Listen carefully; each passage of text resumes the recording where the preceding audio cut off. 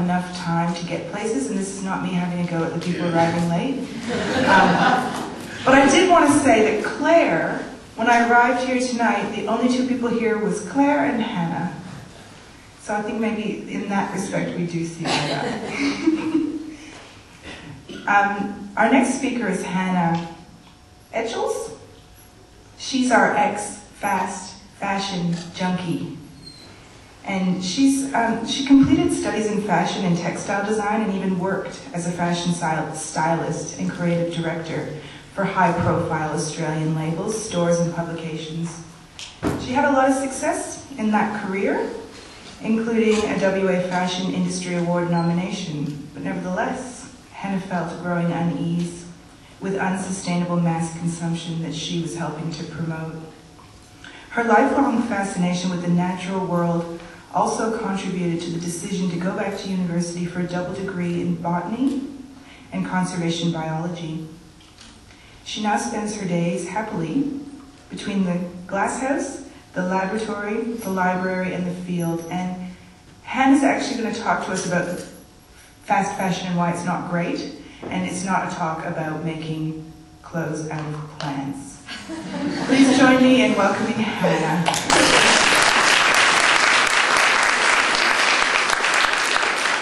Thanks. I'll just find my slides.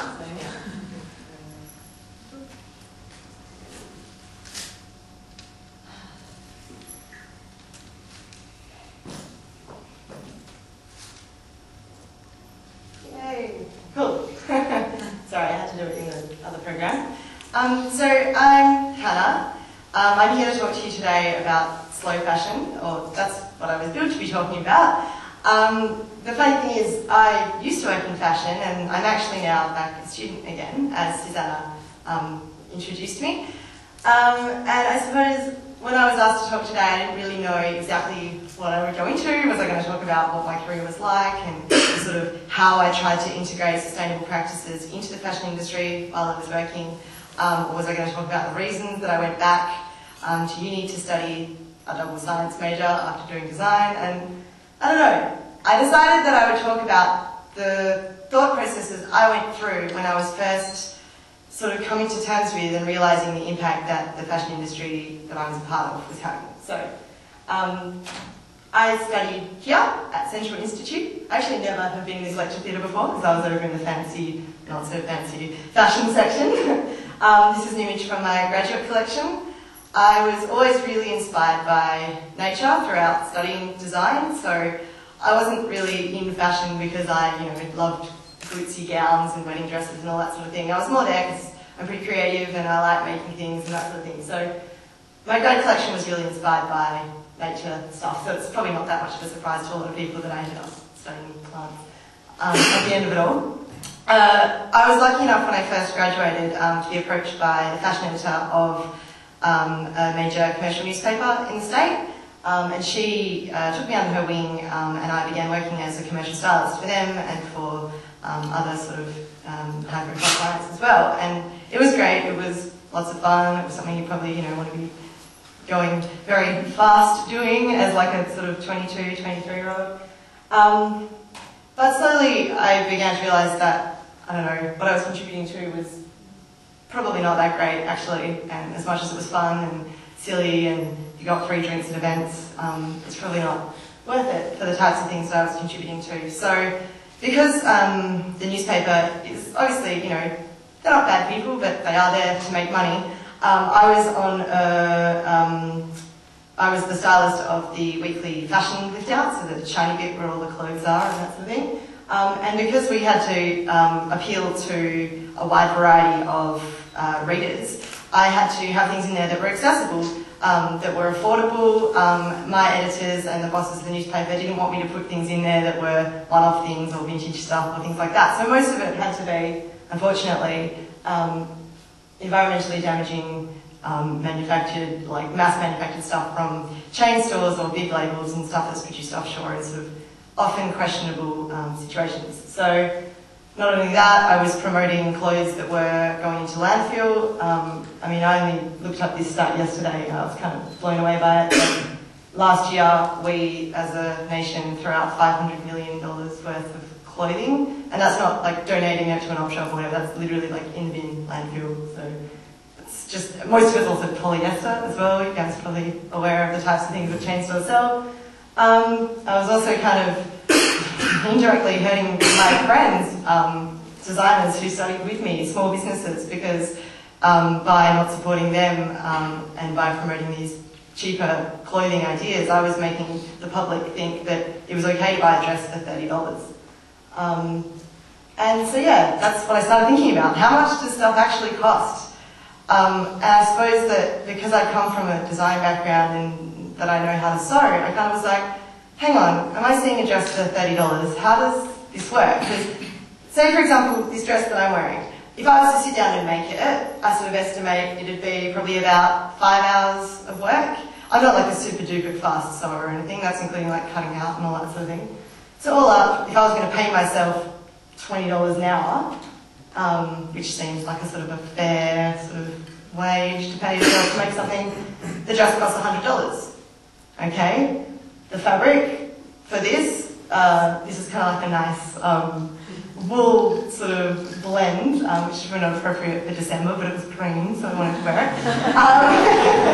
So it's quite a nice fabric. The wholesale cost for this, I kind of looked it up, around $30, so 3 meters, $90. You got your zips, buttons, threads, overhead costs, so like, you know, the power for my sewing machine, the rent for my studio, the wear and tear on my machine, all that sort of thing. So $220 is the raw cost for this. So I'm thinking, like, how are things $30 in the shops? Because then what happens is, it's not just that it would be sold for $220 in the shops, like how this works, and my friends with labels will tell you, they then sell to the wholesaler. So the wholesaler gives them $220. The wholesaler sells to the retailer for $330, so they times it by 1.5. Sorry about the maths, went on a tangent. And then recommended retail price, RRP, is double wholesale. Sometimes it's actually triple, but I'm just sort of using this example because this is how it kind of works for smaller labels. So this dress would end up being $660. So, I don't know, I wouldn't pay $660 for it. I can't afford to pay $660 for it. I actually bought this at an op shop and then altered it, so I did pay $660 for it. But I mean, not many of us would want to do that. We want to pay $30 for stuff, and that's what's driving all of this fast fashion. So, if we start from the other end, what happens when you pay $30 for a dress that actually should cost $660? So, these things, $15 for the wholesaler, $15 for the retailer, $11 for the wholesaler, overhead costs, you've got all those things that add up. The main price of it though, the one you can probably all relate to, is that it would be someone being paid $1 an hour to make this. I wouldn't make this dress for $1 an hour. I don't know, I assume a lot of you can sew because you seem like, you know, quite creative people who are quite into this sort of stuff. So I don't know, would anyone here be paid $1 an hour to make a dress like this? And probably make 5 of them a day, exactly the same. No, I didn't think so. And I suppose that's what I started thinking about. And you know, it's all going well. I know you're all probably thinking, oh, but hang on, in places like China or Bangladesh where these clothes are made, the economy is totally different. Like $1 there isn't the same as $1 here, and that's very true. So it is about 4 times less expensive to live in Dhaka, which is the textile producing region of Bangladesh, than it is to live in Perth. So that's 4 times, not 20 times. So not $20 to $1.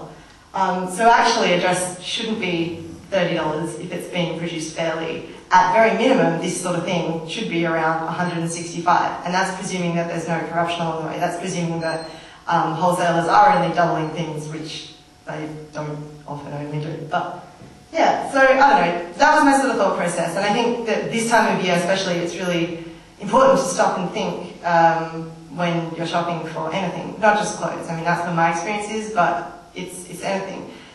It's more about stopping and thinking, why is this so cheap? Is this too good to be true? And yeah, it probably is. But we all need clothes to wear so that we're not just walking around naked. Oh, cool. So what can we do? I mean, you guys probably all, like, I don't know, I'm assuming that a lot of you, because you're at an event like this, have looked into this sort of stuff before, and this is probably not news to you, but it really helps to go away and do your research. I mean, that fact about the landfill, I only found out yesterday, and you know, I've sort of been looking at this sort of stuff for quite a while. It's important to talk about it as well, so this time of year is really great because you're meeting up with lots of people that you might only see once a year, and people that want to hear about what you're interested in. It's a really good opportunity to talk to people about stuff like this and let them know that, yeah, okay, OMG, you got a dress that was $30 on sale at Valley Girl, but actually it's just impossible that that was made ethically for that price. I feel like this goes without saying. Secondhand, op shopping, recycling, a few of you guys are all pretty on board with that sort of stuff. Making your own things as well, I don't know why I forgot to put it in there. And supporting small, locally produced labels. This is actually an image from a campaign that I did for my friend Shelley, who has a label called Tyndale, based out of Fremantle. She gets everything produced in Western Australia and it's all ethical, and yeah, didn't mean to turn into a plug for her, but she's fantastic.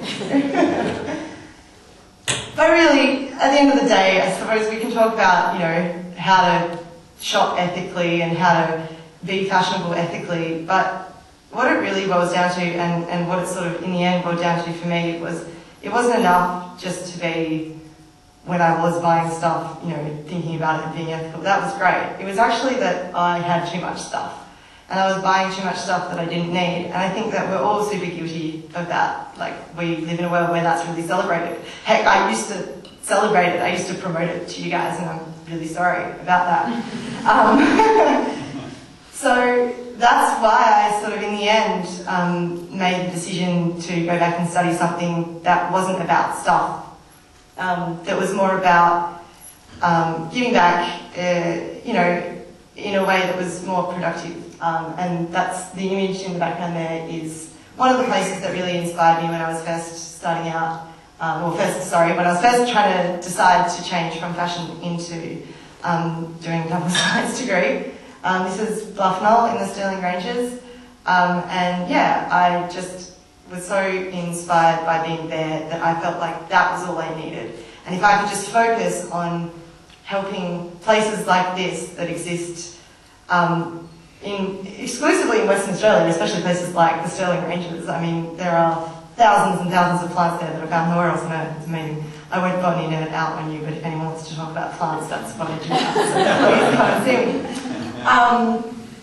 And yeah, I feel like if you can find that something else, you know, that gets you going and gets you excited. For me, it used to be fashion, and now I realise that it needs to probably be something a little bit more, I don't know, holistic and healthy and, yeah, purposeful. So, yeah, that's why I study that.